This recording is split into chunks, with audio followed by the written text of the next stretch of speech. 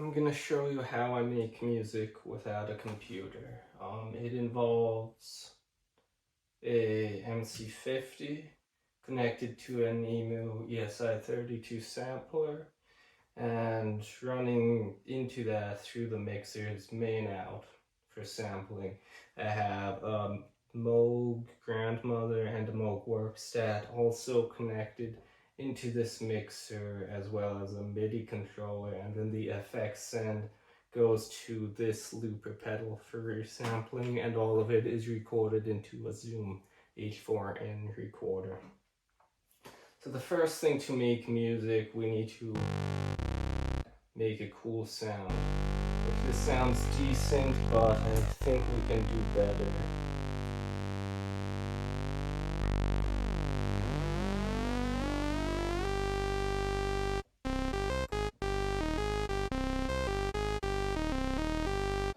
And what I can do actually is sequence this thing here. I can use the synthesizer separately than the sampler. So if I want a bass line, that's just this, we can do that, but we definitely do want to remove the harmonics so there's space for other things in the mix. And I don't know, what kind of sound do we want?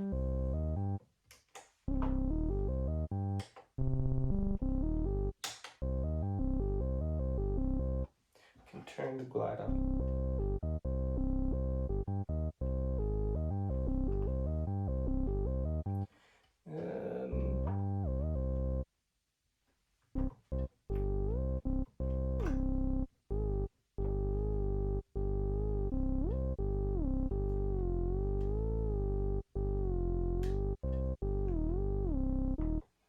No, we just have to think of something really.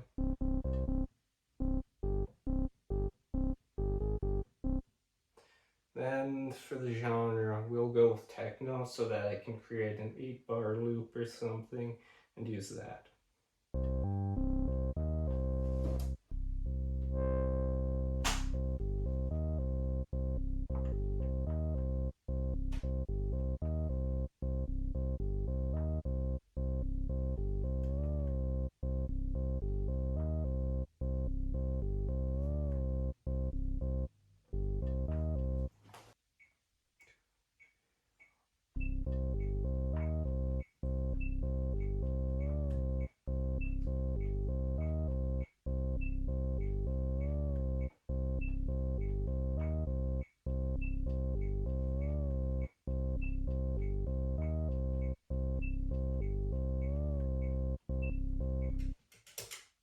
So what we'll do is first turn on the auto stop feature to make our lives easier when recording, because we know we only want to loop these 8 bars as opposed to making one of those fancy songs. And we go to measure 8, and since I could not figure out that other feature, we'll just record from there. And 2 and 3 and 4 and now we should have the proper track. And now, so we have our bass line. Now we want to add something else. I don't feel like making another patch with the Grandmother, but I have a Werkstatt over there, which we will consider sampling.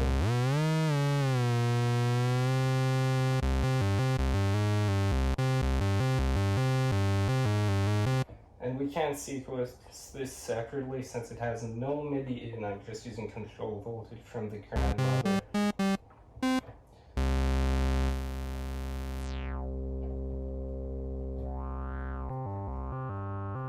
And to make sure it's in tune, actually that will just sound cool by itself.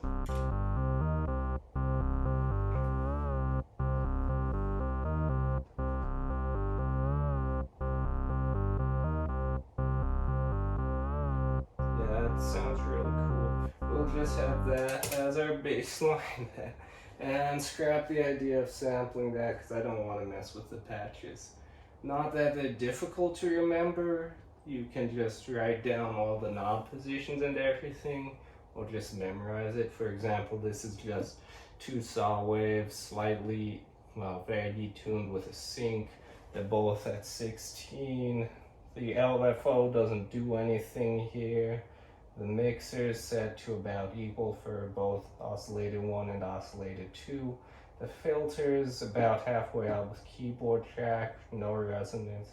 Then the envelope is some release. And normal VCA envelope, well, the VCA is being controlled by the envelope, no reverb. And then as for the Werkstatt, we have a frequency about halfway up.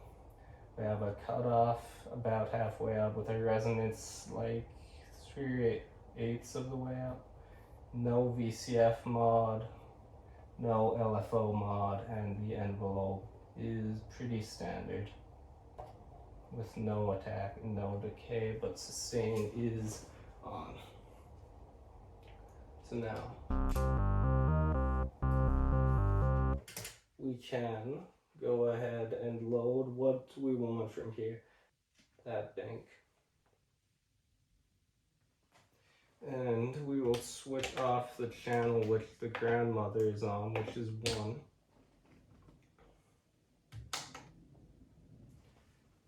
And as you can see, it's not super fast with loading.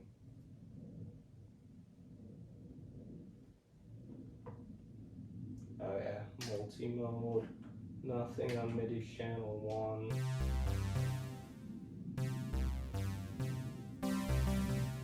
Now we ask ourselves, can this sound play nicely with this sound? We'll see.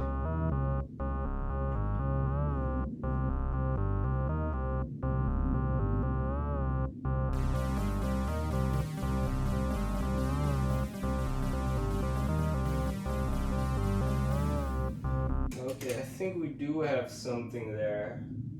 A little bit. Let's see what.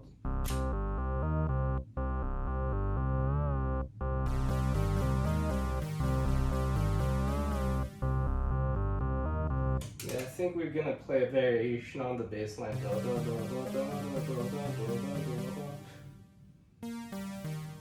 So this question is after that.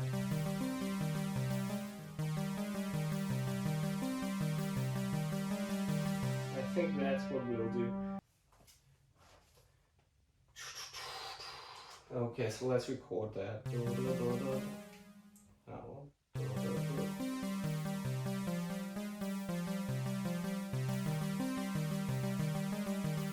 And since those are literally just 8th notes, 1 and 2 and 3 and 4, and we will actually use step recording.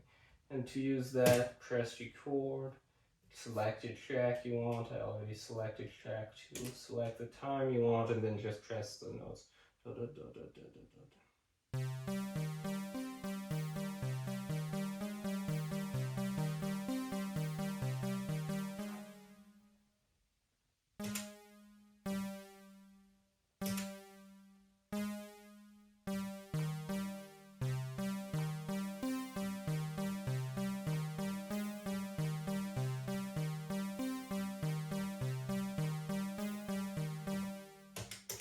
And also, you can turn off velocity in this keyboard. I just like having it on because it gives a little bit of variation for when you record it.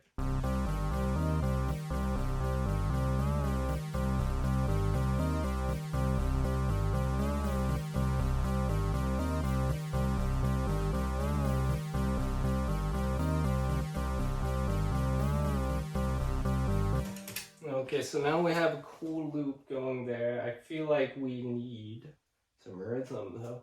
So what I'm gonna do is select preset management, go to load preset in order to load a preset from one of these, and I'd say we could either load a loop or a kit, and the kit options for us right now are jungle or industrial or dance. All industrial into a jungle. We'll overwrite that.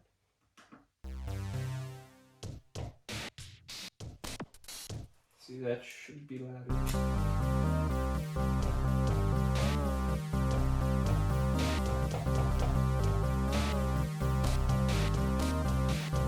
Okay, so I'm still not satisfied with how quiet our drums are in comparison to our lead and to our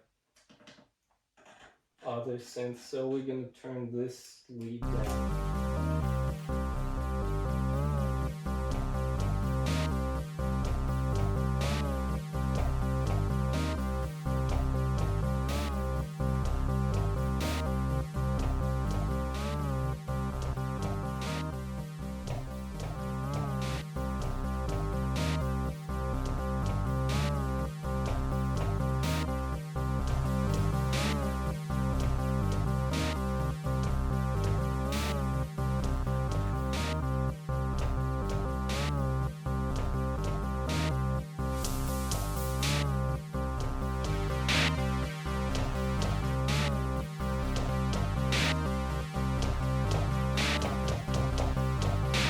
Okay, so now I'm satisfied with that and we can start actually making the drum pattern. There's a few ways to do this. We can either use one of these 8 tracks to record our drum pattern, or we can use the rhythm track. Let's use the rhythm track because the cool thing about the rhythm track is you can actually record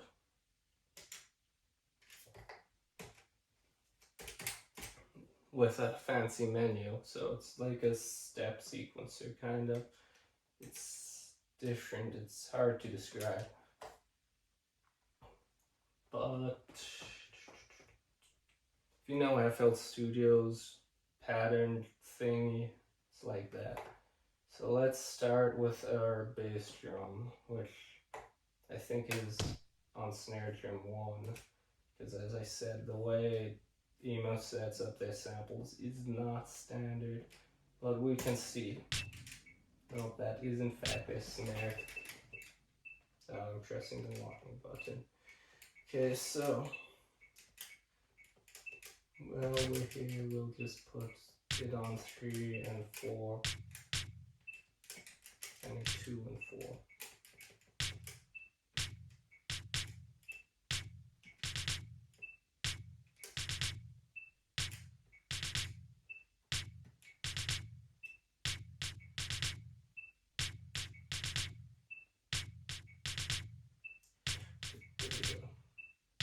That might not go with our current pattern, but it's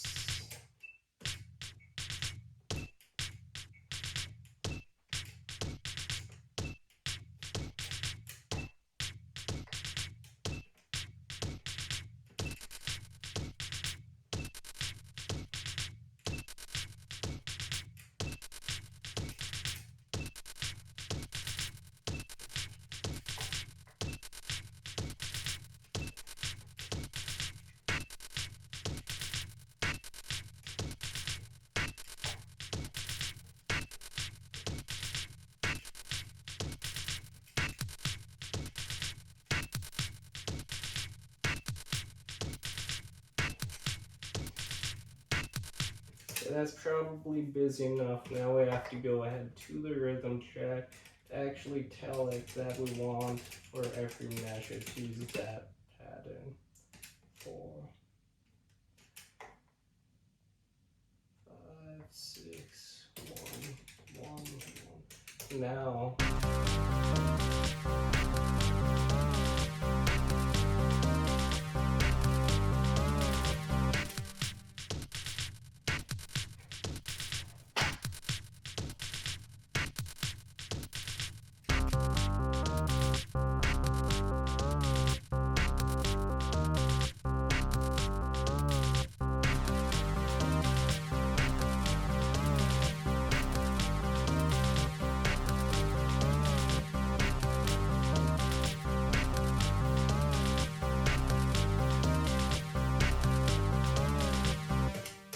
okay, so I guess while I'm here, I'll show you our resampling technique. Basically, if we want to actually make a new sample, I have to go all the way over here because there's so many samples. Select an empty sample. And let's say we go back to MIDI channel 1 before font.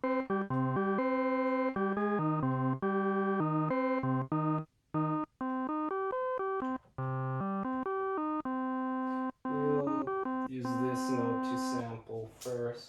We go to the we arm the sampling. It's already armed really. We do that. We stop the sampling. It should automatically boost the levels and stuff.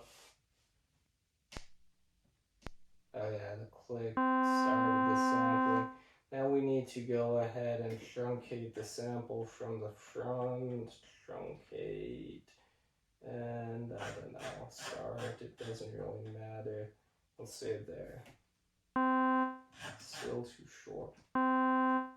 Still short. Yeah, that's good. Oh no, the disc is write protected. It annoys me when this happens, but the solution is simple. If you ever get disk write protected with an EMU ESI32, you have to go to your disk utilities, have to go to your SCSI setup and change your local ID to something that is not write protected. So in this case, channel 1 should not be write protected. Now we can go ahead, finally truncate our sample.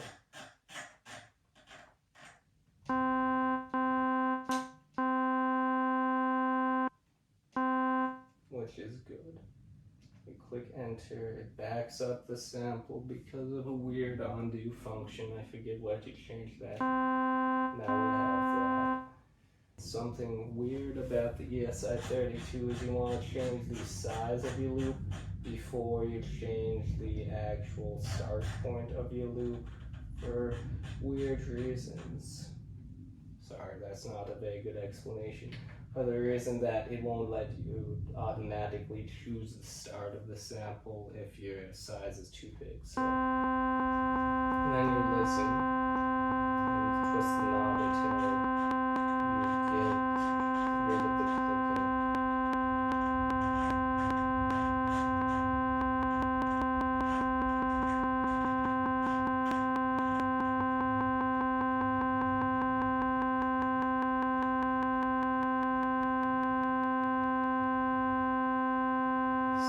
Notice how the clicking disappeared.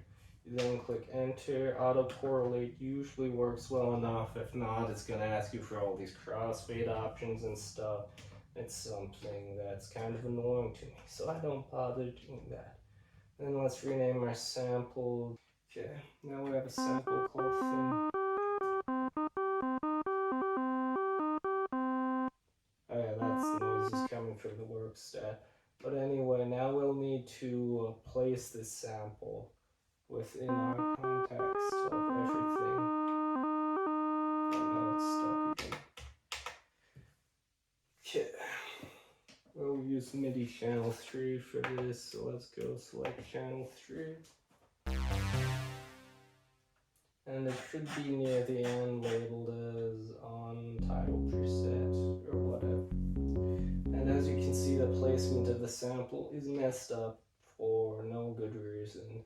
So we are going to go ahead and fix that by placing the sample,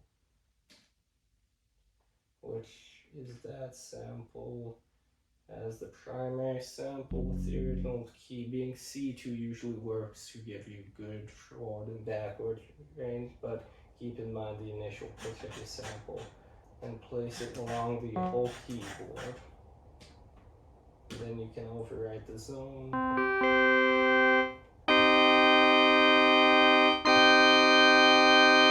Okay, so now the next step is to use our looper pedal to resample this.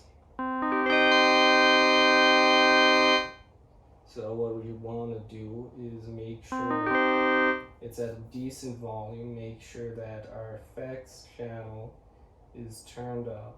This actually is unimportant. It still sends data out the effects. Here, I'll just show you.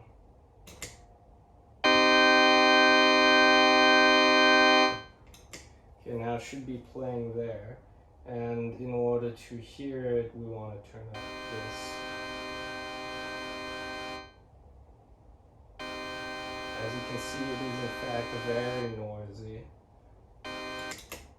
Now what we're gonna do is go back to sample management, select the sample, which is 0, if you can remember that. I don't usually remember it. We're gonna arm the sampling, then we're gonna play this.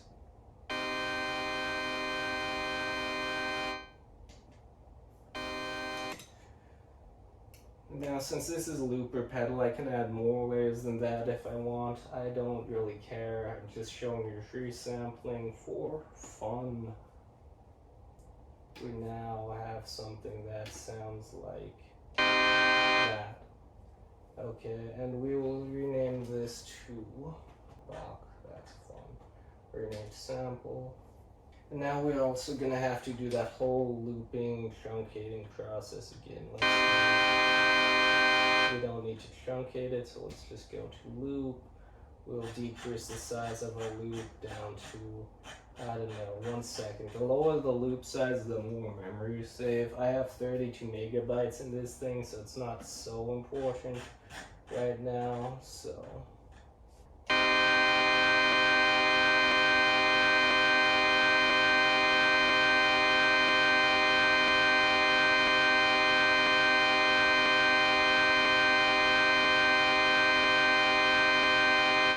And this is going to be used as a stab anyway, so don't worry too much about your whole loop if it's not going to be looped that often. It's just in case you want to. That's what we get here. And then we want to change the sample to this. Rename that to Resab. Now we have this. And since we're not out here, it doesn't need to be this low. We could go down, so let's fix that by placing our sample back again.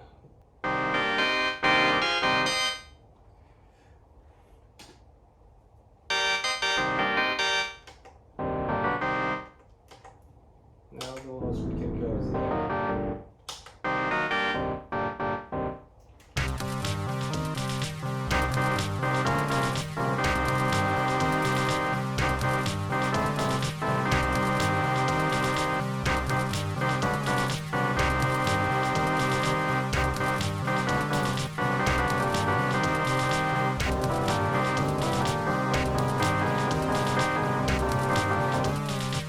That's not really what we want.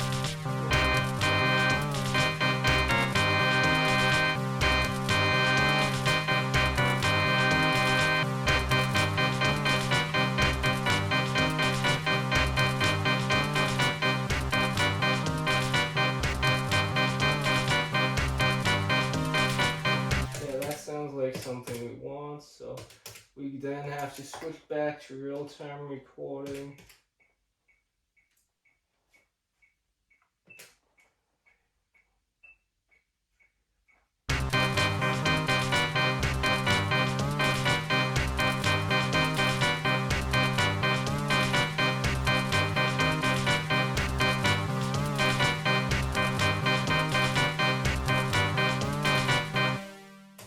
As you can see, we missed a note there, sadly, so let's go ahead and fix that. Let's see. Okay, it's from measure 5, we'll just play from there.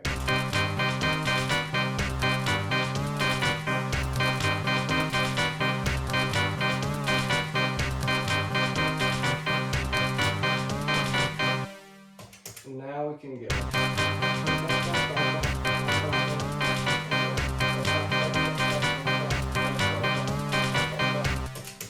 Okay, good enough. Now I'm gonna save this bank on the ESI32 onto an empty bank slot over here, for the reason that I want to save those samples we just made for use in further songs. As for this songs, if you want to save it, you plug this in. You have to first name your song by clicking function and changing the song title to, I don't know, anything you want. So we'll call it 4882. Yeah, there's 2. And then you can go ahead, shift available, then microscope, which will then give you the disk. You can have to press shift save. It will save the data on here to here. Then you're just good to load it back from the disk, which is the same process, except then you click load when you select the song you want. This is not the right floppy disk, but now the one thing I feel like we're missing is a 4 on the floor kick. So we're gonna go ahead and just quickly do that using step recording and record it to track 4. We will record on track 4. We want that. So we can just press this a lot until we get the number we want. Then we have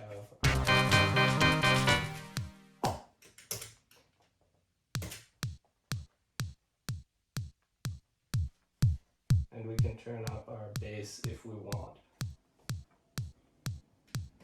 Now that's the first part in this whole thing. So after that, you're ready to actually perform your song. If you want, you can go ahead and put this back to another channel. We'll put it on channel 4.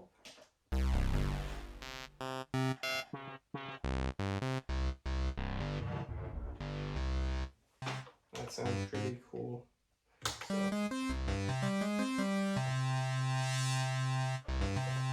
And what you're gonna do is you're just gonna keep in mind the tracks you've recorded and then just shift play to loop it.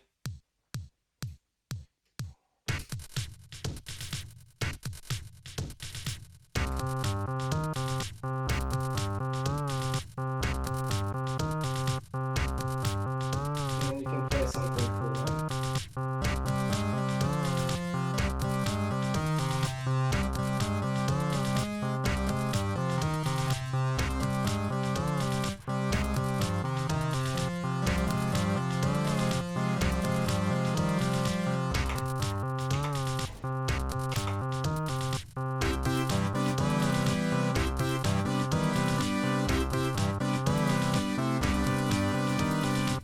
Whatever. And then you're like 1, 2, 3, 4, 1, 2, 3, 4, 1, 2, 3, 4, bringing the lead.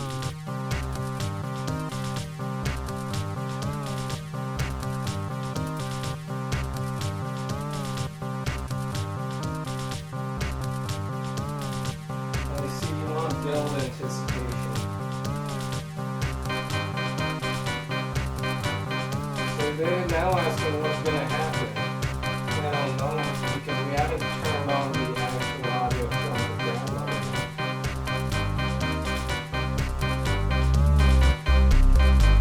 And now we have a ton of plays, and as you can see, we're now reaching 0 on our whole buttons.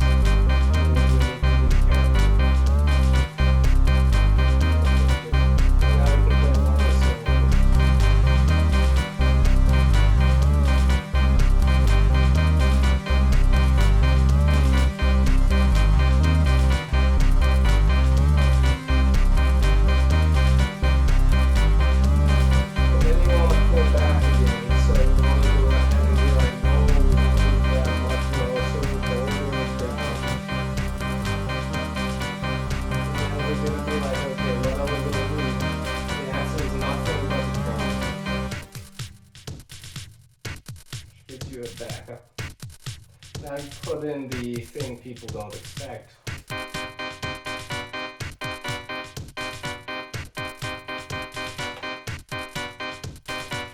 And then you play the bass manually.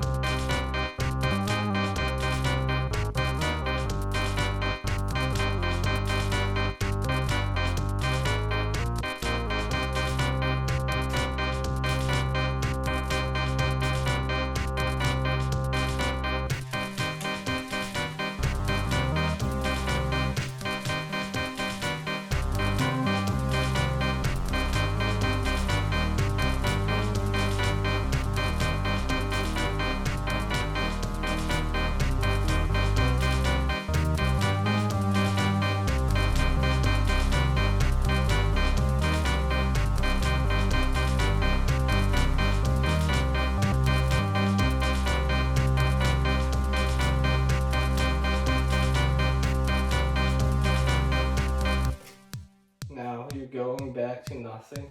Then we're gonna go ahead and re-emphasize the main part of the melody or main part of the song before we pull it back out.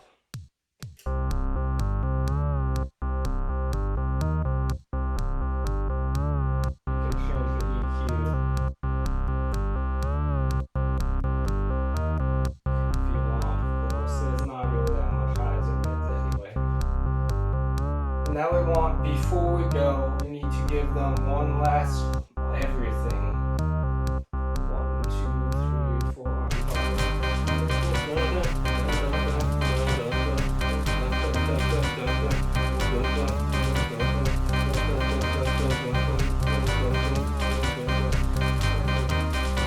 Now you may be wondering how you actually handle it. Now that's a good question.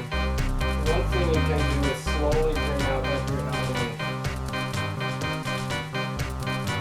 until you just let the whole thing and decrease the highs and the mids so it has less energy. Then you can remove the main rhythm track. And then the main part of it. And then you can move the final element.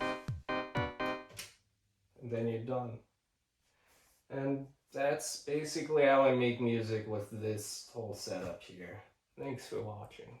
See you next time.